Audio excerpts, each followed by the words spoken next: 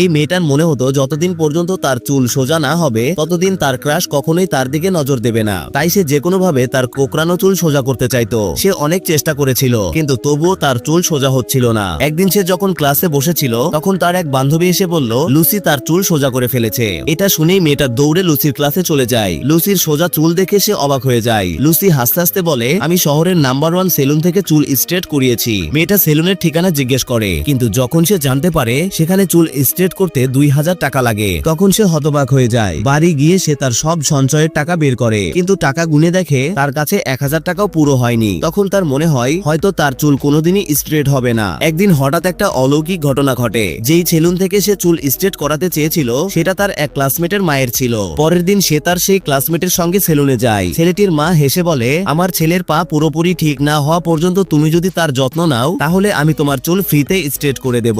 এটা শুনে মেয়েটা আনন্দে পাগল হয়ে যায়। আগে সে প্রতিদিন স্কুলে দেরিতে যেত, কিন্তু এখন সে ভোরে উঠে ছেলেটিকে বাড়ি থেকে নিয়ে আসতো, পথে তার যত্ন নিত এবং স্কুলে গিয়েও ভালোভাবে খেয়াল রাখতো। স্কুল শেষ হওয়ার পরেও সে তাকে বাড়িতে পৌঁছে দিত। 20 দিন ধরে ছেলেটির যত্ন নেওয়ার পর সে পুরোপুরি সুস্থ হয়ে যায়। মা তার কথা রাখেন এবং মেয়েটির চুল স্ট্রেট করিয়ে দেন। যখন সবাই তার সোজা চুল দেখে তখন সবাই অবাক হয়ে যায়, কিন্তু যখন সে সাহস করে তার ক্রাশকে প্রপোজ করতে যাচ্ছিল তখন তার মনে শুধু সেই ছেলেটির মুখই ভেসে উঠছিল যার যত্ন সে নিয়েছিল।